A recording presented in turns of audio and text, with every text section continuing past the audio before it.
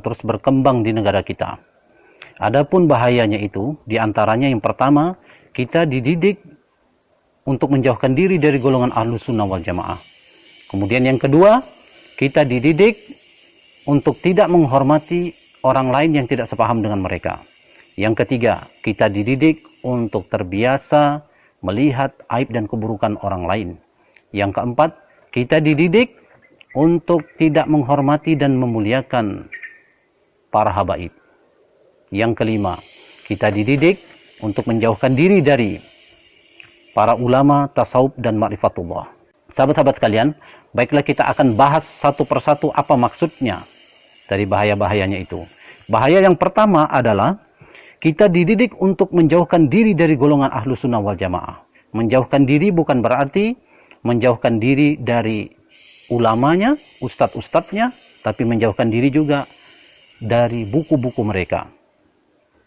Salah satu contoh buku itu adalah buku yang berjudul Kunci Ibadah, di mana buku ini sangat banyak dan mudah kita dapatkan di toko-toko buku dan di pasar-pasar. Mereka sangat meremehkan buku ini dan melarang pengikutnya untuk membacanya. Tanpa kita sadari, kita dalam masalah kecil seperti ini, kita telah dijauhkan dari para ulama Ahlus Sunnah wal Jamaah. Jika kita dan anak-anak keturunan kita sudah masuk dalam paham mereka, maka pasti kita akan jauh ketinggalan dalam ilmu agama.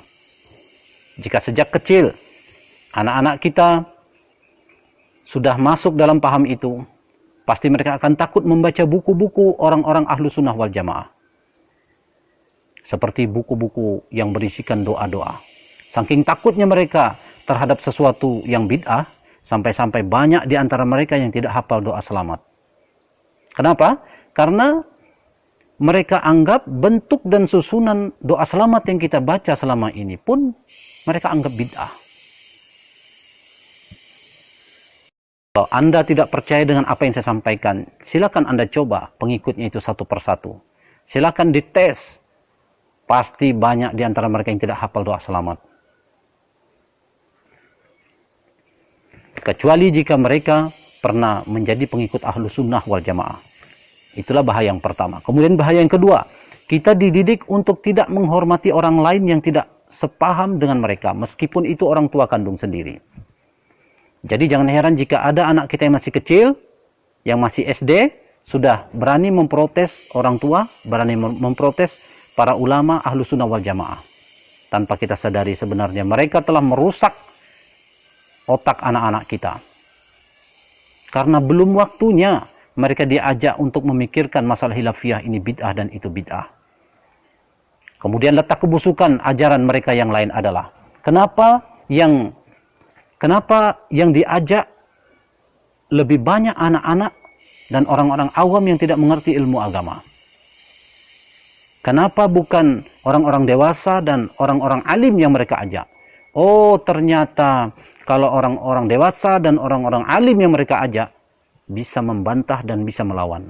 Tapi kalau anak-anak dan orang-orang awam yang tidak mengerti ilmu agama, mereka taunya hanya ikut saja apa yang mereka katakan. Maka mulai dari sekarang, setiap anak-anak kita pulang sekolah, baik yang masih SD, SMP, SMA, atau perguruan tinggi, perhatikan gerak-gerik mereka ketika di rumah. Jangan-jangan mereka sudah dimasuki ajaran-ajaran sesat dari guru-guru mereka yang berpaham Wahabi. Jika sudah ada tanda-tanda kesesatan itu, maka cepatlah laporkan kepada kepala sekolahnya, agar ditindaklanjuti oleh kepala sekolahnya. Jika kepala sekolahnya cuek, atau mungkin takut, atau mungkin juga sudah terpengaruh oleh ajaran-ajaran mereka, maka laporkan kepada tokoh-tokoh agama setempat. Tapi jika tokoh-tokoh agama setempat juga cuek, atau mungkin takut, atau mungkin juga sudah terpengaruh oleh ajaran-ajaran mereka, maka coba Anda laporkan kepada mantan Wahabi, orang yang pernah mengikuti ajaran mereka. Kenapa? Karena orang Wahabi ini, karena mantan Wahabi inilah yang tahu bagaimana cara menghadapi mereka.